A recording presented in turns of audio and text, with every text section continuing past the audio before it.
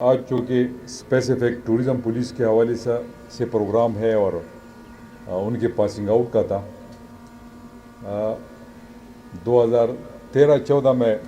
جب ہمیں خیبر پختونخوا میں حکومت ملی، پچھلے جو ہماری حکومت تھی خیبر پختونخوا میں، تو جب سارے منسٹرز لیے گئے ان کو پورٹ فولیو الاٹ کی گئی، تو میں چونکہ میرا تعلق سوات سے تھا اور ملکن ریجن سے میں واحد منسٹر تھا اس کیبنٹ میں، پرویز خٹک صاحب ہمارے چیف منسٹر تھے، تو یہ سارے جتنے بھی پورٹ فولیوز تھے، کوئی ہیلتھ کے پیچھے بھاگ رہا تھا، کوئی ایجوکیشن کی طرف بھاگ رہا تھا، کوئی CNW کی طرف بھاگ رہا تھا، کوئی اریگیشن کی طرف بھاگ رہا تھا، جتنے بڑے بڑے ڈپارٹمنٹس تھے اور جس کی جہاں تک پہنچ تھی انہوں نے اپنے لیے وہ ڈپارٹمنٹ اس پہ انہوں نے قبضہ جما لیا۔ ایک ڈپارٹمنٹ تھا جو سپورٹس ٹورزم تھا، شاید یہ ان لوگوں کو ایسا ڈپارٹمنٹ لگ رہا تھا کہ اس میں کوئی پولیٹیکل ایکٹیویٹی نہیں ہوگی، تو وہ مجھے میرے حصے میں سپورٹس اور ٹورزم پورٹ فولیو میرے حصے میں آئی۔ کسی کو کیا پتا تھا کہ یہ بڑا امپورٹنٹ پورٹ فولیو ہے ہمارے لیے، چونکہ میرے لیڈر، میرے چیئرمین عمران خان صاحب کا ویژن تھا سپورٹس اور ٹورزم، اور آپ لوگوں نے دیکھا بھی کہ اس حکومت میں جب وہ پرائم منسٹر بنے تو کس طرح انہوں نے ٹورزم کو سپورٹ کیا۔ تو لوگوں کا خیال یہ تھا کہ یہ کوئی بیکار سے پورٹ فولیو ہے، اور چونکہ میری اتنی پہنچ نہیں تھی پارٹی میں تو مجھے وہ انہوں نے ویسے دے دی سپورٹس اور ٹورزم۔ جب مجھے سپورٹس اور ٹورزم کا محکمہ ملا تو تقریباً 14 سے لے کے 15 کروڑ یا 18 کروڑ لگ بھگ اس کے سالانہ بجٹ ہوا کرتی تھی اس وقت۔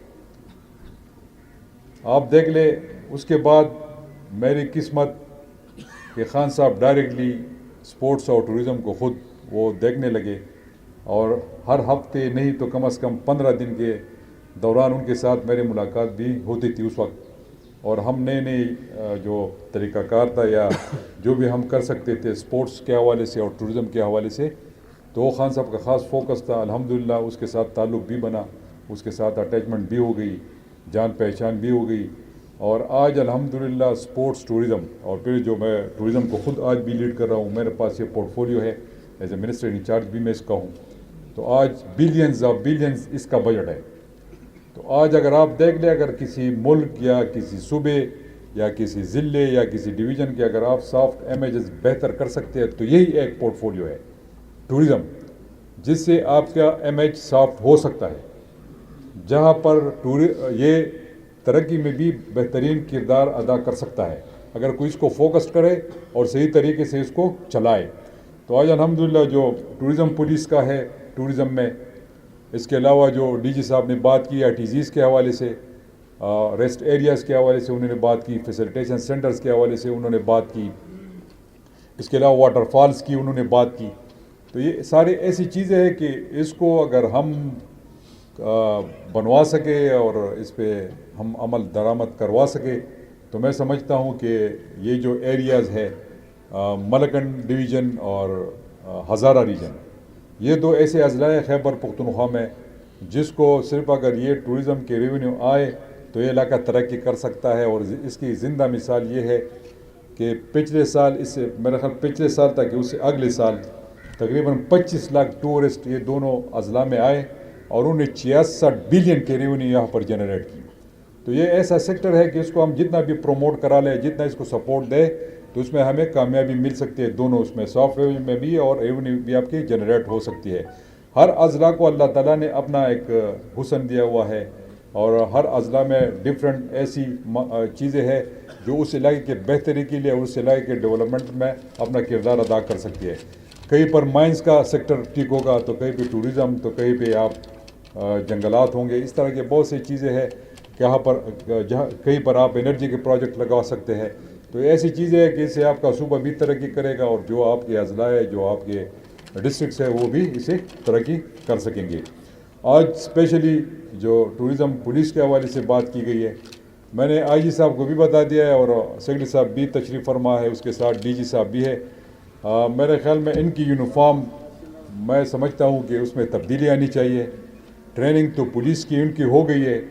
ایک نظم و ضبط کے حوالے سے، یہ ٹھیک ہے، اس میں کوئی دوسری رائے نہیں ہے، انہوں نے ٹریننگ کی، بڑی اچھی بات ہے، لیکن ان کی یونیفارم پہ بھی ہم فوکس کریں گے تاکہ ڈفرینٹ یونیفارم ہو، باہر سے لوگ آئے ان کو یہ پتہ چلے کہ یہ ٹورزم پولیس ہے، اور یہ پولیس کا نام آتا ہے تو اس کے ساتھ پولیس کے ساتھ بڑی سی چیزیں جڑ جاتی ہے۔ تو میں کہنے کا مقصد یہ ہے کہ پولیس کا اپنا ایک کردار ہے، وہ ٹیررزم کے خلاف بھی لڑ رہے ہیں، امن و امان میں بھی ان کا بڑا کردار رہا ہے اور ہے بھی، اور جتنی بھی کرمنل ایکٹیویٹی ہے ان کو سٹاپ کرنا ہے، ان میں بھی پولیس کا اپنا کردار رہا ہے اور ہے بھی۔ الحمدللہ جس طرح خیبر پختونخوا کی پولیس پرفارم کر رہی ہے اور جس طرح وہ فائٹ کر رہی ہے، حالانکہ ٹیررزم کے حوالے سے یہ کام اداروں کا ہے، یہ پولیس کا کام نہیں ہے، لیکن بہرحال پولیس اس میں اپنا کردار بہتر طریقے سے ادا کر رہی ہے۔ اور میں اگر آج اپنے شہداء کے بارے میں بات نہ کروں تو میرے خیال میں یہ ان کے ساتھ زیادتی ہوگی، اور جو قربانیاں خیبر پختونخوا کی پولیس کے نوجوانوں آفیسرز کی ہے، اس طرح خیبر پختونخوا کے عوام کی بھی ہے، اور بھی ادارے جتنے بھی ہمارے ہیں، فوج کی ہے، اس سب کو ہم ایڈمٹ بھی کرتے ہیں اور سلام بھی پیش کرتے ہیں ان کی قربانیوں کو۔ لیکن بدقسمتی سے اس وقت جو امپورٹڈ گورنمنٹ موجود ہے، جو ایک ریجیم چینج کا حصہ ہے، اور انہوں نے جس طرح اس ملک اور پھر خیبر پختونخوا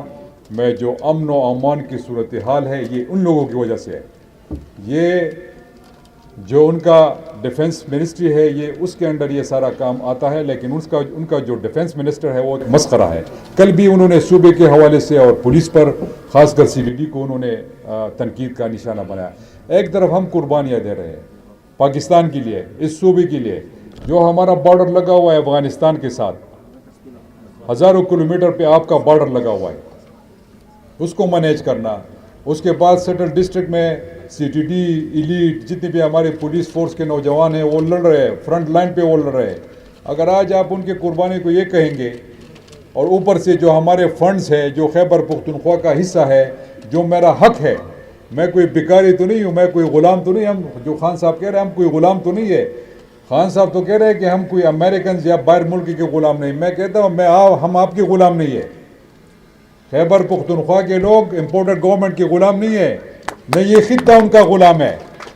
یہ آزاد صوبہ ہے، یہاں پر پختون کمیونٹی ہے اور ہزارہ کی کمیونٹی رہتی ہے یہاں پر، ہم کسی کے غلام نہیں ہے۔ الٹا وہ چور کوتوال کو ڈانٹے، وہ یہ قصہ کر رہے ہیں، خود تو اسلام آباد میں بیٹھ کے آرام سے بیٹھے ہوئے ہیں، جو یہاں پر ہم قربانیاں دے رہے ہیں، جو سختی ہے، اور مجھے فنڈز درکار ہے، جو میرا حصہ ہے، جو NFCA وارڈ میں ہے،